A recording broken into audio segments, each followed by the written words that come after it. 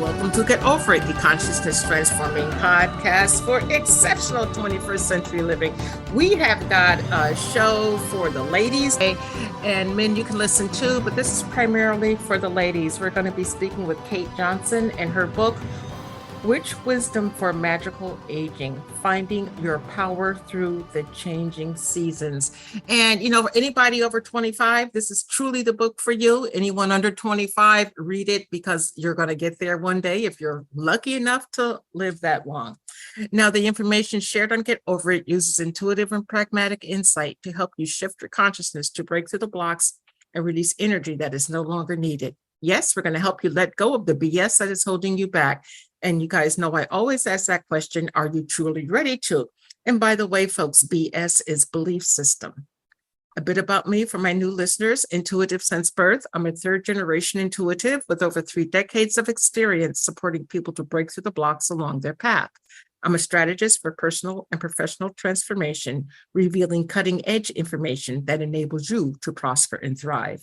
I spent 25 successful years in corporate America as an executive sales professional, and I am the founder of Healing Visions Ministries and the Northern California Children's Education Network, a 501c3 nonprofit.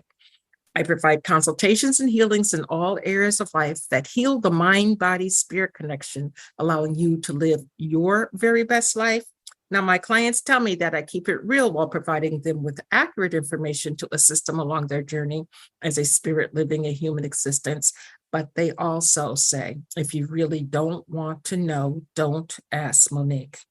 My background includes a doctorate in metaphysics, Reiki master teacher, ordained minister, and clinical hypnotherapist. So whether you are stressed, depressed, or possessed, I can help. To find out more about me and the services I offer, go to my website, and that's MoniqueChapman.com. And I invite you to like me on Facebook and follow me on LinkedIn. And folks, I have closed down Twitter, so don't even go there. Now, folks, if you like the podcast, please subscribe or, give me some reviews, some stars, whatever. Help a girl out. I would greatly appreciate it. My guest today, Cait Johnson, is an author, counselor, teacher, playwright, performer, and witch. She's authored 6 books, including Witch in the Kitchen and Celebrating the Great Mother. She trained with the Institute of Transpersonal Psychology and has a private practice as an editor and intuitive counselor in New York's Hudson Valleys. And you can check her out at her website, and that is caitjohnson.com. CaitJohnson.com. Welcome, Cait. Hey, thanks for having me. Hey, it's great to have you. Absolutely, positively love the book. And thank you for coming out and admitting that, you're a witch, because today it's still so many people are afraid to admit who they truly are. And I finally did it. You should see my car. I brought a brand new car. I got the triple goddess on and the Eye of Horus and all kinds of stuff, and I'm like, no, this is me. And the car's license plate says Moonbeam because it's bright white. So I finally, came out, if you will, to the whole world, not to people who just have known me. How has it been for you with being a witch and putting your information out to the world? Well, I haven't had any blowback. There's always, it could happen anytime. But I think when you explain it the right way, it's not, the cultural image of the witch is the evil old hag who eats children. It's totally different. We're the healers, we're the midwives, we live with the seasons. I think because Native American spirituality is gotten so popular, if you explain it that way, people go, oh, okay. When you say, well, I'm earth honoring, they go, oh, like Native Americans, right? And you go, yeah, sort of like that. Yep. So, and they finally get it and can accept it, wrap their arms around it, I guess, a bit more. The magical aging, what is that all about? Well, this is not a very woman-loving culture. I don't think that's any news to any of us females in the audience. And I think that especially as we age, we lose even more value. I'm afraid that this culture has just put dollar signs all over us. That's all we're good for, is spending money so that we'll try to look younger as if that was the goal, right? Yeah. So why not try to restore a sense of enchantment and magic to the aging process? Because once upon a time, and even in some cultures today, old women were honored Okay. Mhm. The elders were the keepers of wisdom. And wow, our culture has really forgotten that. But deep in our bones, I think we remember. Yes, we remembered. I think, we talked a little bit about this earlier before the show, with COVID coming to visit, it's changed the perspective of many, especially around aging. A lot of women now are thinking to be more free as opposed to doing the standard, what is it, size 6 and whatever, whatever, whatever. So talk to us a little bit more about that and why that may not necessarily suit a woman's soul. I think our culture has done a real number on us from birth on. We are taught to feel insecure about our appearance, as if how we look is the most important thing about us, right? And Mhm. we are encouraged to buy, to try to make ourselves fit some cultural norm that's actually not healthy or even possible, right? All those Mhm. models that you see, they don't really look like that. And so instead of taking ourselves away from our soul needs in the for the purpose of trying to look attractive or beautiful or like a nice little sex object, I'm trying to encourage women to say, I've had enough of that. And I want to embrace my aging as a sign of what I've learned. So, I don't dye my hair. I'm getting gray. So what? I love my moon hairs. I think I call them moon hairs because of all the nights that I was sleepless worrying about my family, right? Mhm. Or the planet or whatever. So, I earned them. They're mine. Um, why not think that wrinkles, instead of being ugly, which is what our culture wants us to believe, so that we'll have Botox and all sorts of facelifts and stuff, why not embrace them as, our faces become the Mhm. map of our journeys, right? Mhm. Yeah. So, yeah, I mean, it's all about externals in this culture, but even worse than that, it's really all about commerce. That's what it's about. It's That. about buy things, ladies, so that you'll look a certain way and we'll make money off you Mhm. because you don't really have much value other than that. Ugh, Yeah. I'm so against it all. Yeah, Can't even. that, I mean, I cringe when I hear that, but it's truly the truth. If you go on Facebook, even, I mean, all these ads pop up about, what you should have, who you should be. And if you go to a department store, if you dare go to a store these days, if you go to a department store and you look at the makeup counters full of women buying whatever, and, as I shared with you, I'm a big fan of makeup. I love makeup, but you know what? Outside of that, we just wash the face, dry it, and keep on going. It's not about the $900 creams and this and that and the other. First of all, I'd rather spend my money on other things. you So know one of my favorite quotes is Annie Oakley. She said, "I don't put on makeup. I need that time to clean my gun." there you go. That was She knew what was funny. important for her. Now, Yeah. there's a C word that women have not yet embraced, and that's the word crone. And in your book, you talk about crone being synonymous with crown. Explain Yeah. that to the audience. I really love word derivation stuff. To me, it's fascinating. If you dig into the origins of words, you see such a picture of culture that's fascinating, and much of it's been repressed. So, yeah, if you look at the words hag and crone, once upon a time, they meant something very different. Mhm. Hag is the same root as hagiography, which means it has to do with the study of the sacred. It meant holy, right? And crown and crone were once the same root. And it's not talking about like the queen's crown, not that kind of temporal power. It's about the crown of wisdom that we Mhm. hold. So, yeah, it's funny what our culture has done to words. That's why it's fun to peel away some of the layers and see what's underneath. I agree, but with the society peeling away the words and changing the meanings and all, how does a younger woman come to understand the true energy of the word hag or the word crone? Because if someone's 20 to say 25 and someone older or a different sex calls her a crone or a hag, she's greatly insulted. Well, yeah, and in fact, older women can get greatly insulted depending on if the term is used, disparagingly. And it is. Mhm. I mean, now it is. And you have a choice. You can laugh about it and say, "Oh, thank you for the compliment." you know, you can use those words in a sentence in a positive way. You can decide that you're going to be part of this revolution that I honestly believe we are all part of as women who are aging in this culture. to say, I am not going to play by your rules anymore. I am not going to be made to feel less than because I'm over 50. And if I'm young, I'm going to hold on to my spirit and what's important to me and what I am passionate about and bring that with me into my older years. Mm-hmm. No, thank you for sharing that. Now, as a wonderful witch that you are, in the book, you break the wisdom down to the 4 seasons, staying in the energy of, embracing who you truly are. So why don't you tell us about the seasonal witches and what each season brings? I am so in love with the seasons. I cannot even tell you. That's just how I live my life. The minute fall comes, I sort of come back to life. Not that I hate summer. It's just that I was born in the fall. And so to me, when it starts to get crisp and cool and the leaves begin to change and there are pumpkins everywhere, I just come back to life. I think every season has an elemental quality that we need to reconnect with. And that's why I live my life seasonally and I wrote the book seasonally. So each season has something different to teach us. And I think if we immerse ourselves in that season, it's got to be good for our souls. So winter is all about bones. It's about taking care of your body and loving it and resting and dreaming, making your home cozy so that you can relax in the dark time.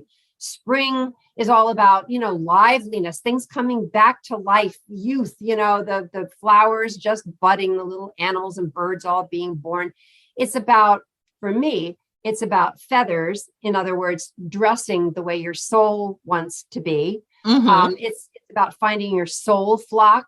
In other words, you spend less time with the people that deplete you and more time with the people that encourage you to be fully yourself and who you feel happy with. Summer is about passion. Oh, I love the summer section. It's really about creativity and physical passion. I mean, one of the things that sometimes happens with older women is that we lose our sex drive. But there are many ways to be passionate about our lives that don't involve trying to attract a man or getting him into bed, or a woman, depending on, how you Where you go. Right, right. Enough said. So yeah, but really, to me, the heart of summer fire is creativity. And then there's autumn. I would call myself, I guess, a kitchen witch. And to me, the watery feeling of autumn is all about, flow and honoring aging and death. And because Halloween, Samhain is part of that season. And it's also about feasting and really coming into a better relationship with food, which is what one of my other books is about. Witch in the Kitchen was all about restoring a sense of the sacred to cooking and eating. And it's just great fun. Food's become the enemy in this culture, Yes, it has. If you're not a size 6 and, all the trappings that go along with that, we're frowned upon, but I have to say that designers are starting to create clothes that look wonderful for the bigger lady, the more voluptuous woman. And you shared with me earlier that cultures around the world think that bigger women are, the bee's knees.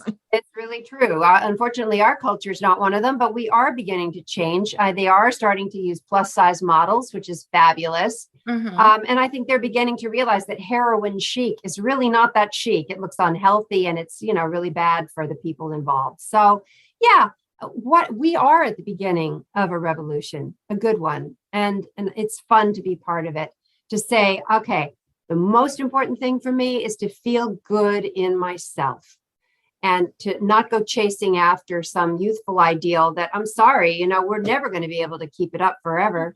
And why would we want to? Exactly, because we grow. Right. We grow, we change. Yeah.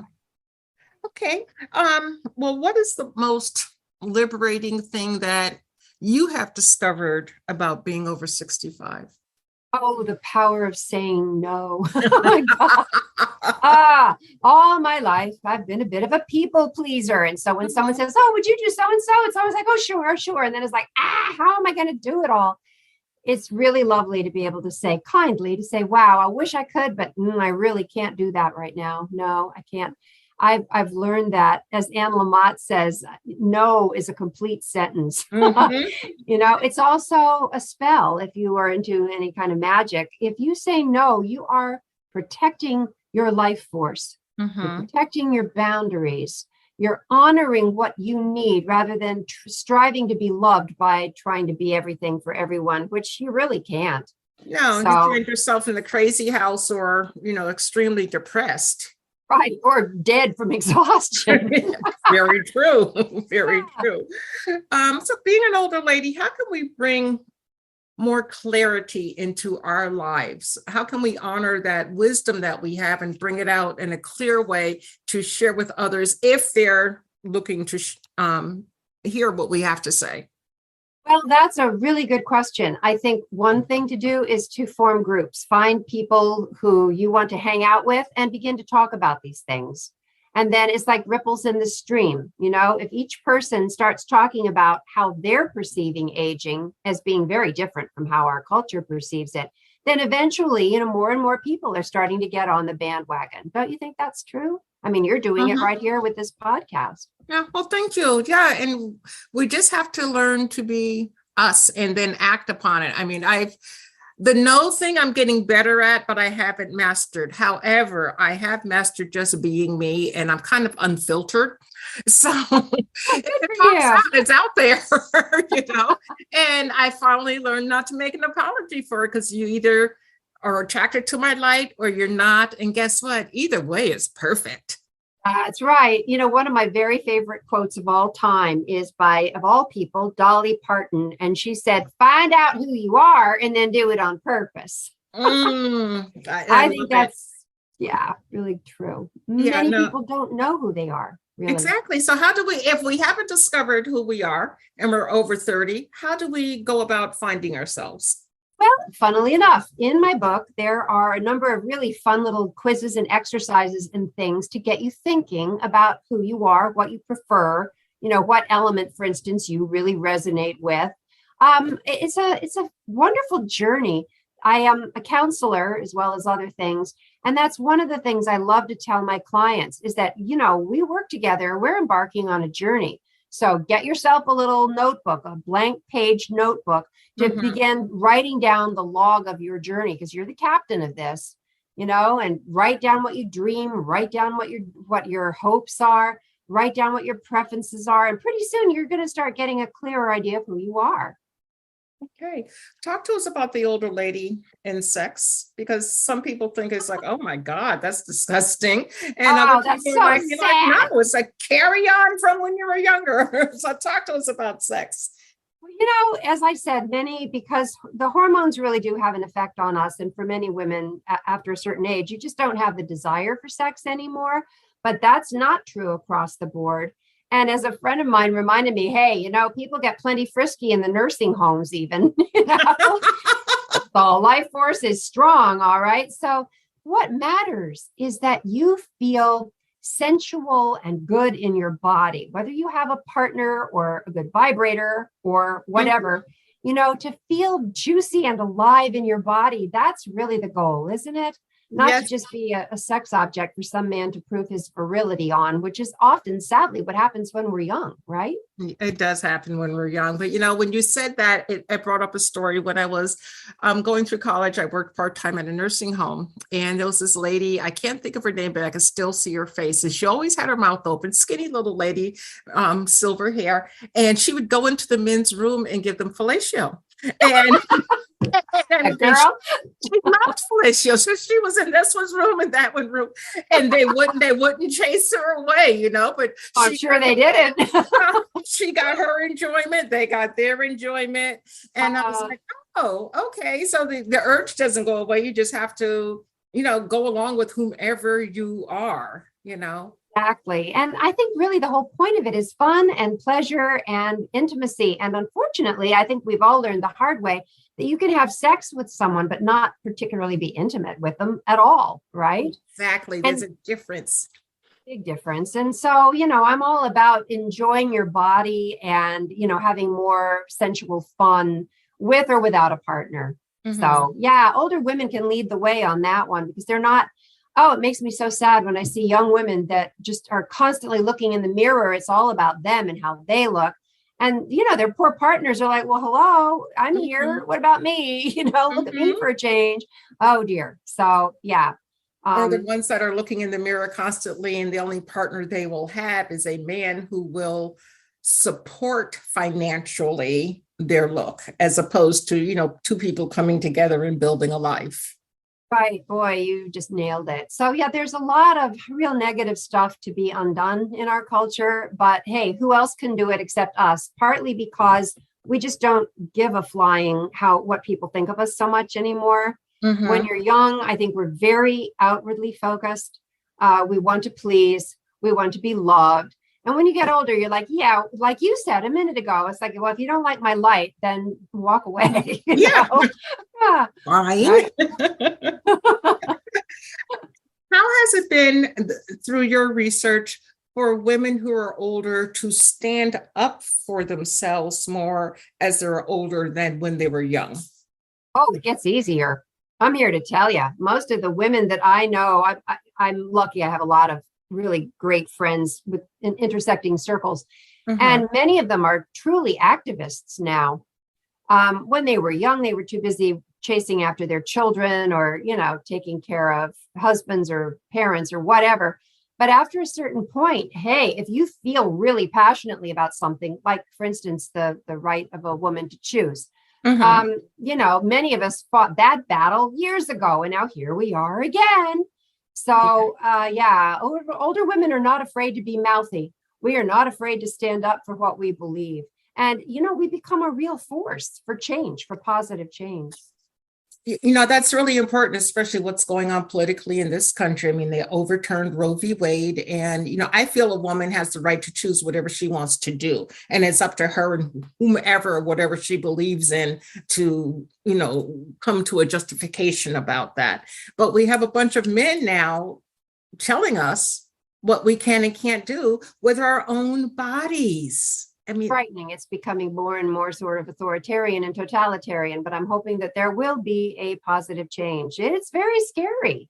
Our rights are being eroded. And, we look at other countries where this has happened to women, and you can see, how it ends up. It's not pretty. So yes, it becomes important for older women to stand together. I've seen so many wonderful pictures of elder women protesting right alongside younger ones against all sorts of things, police brutality.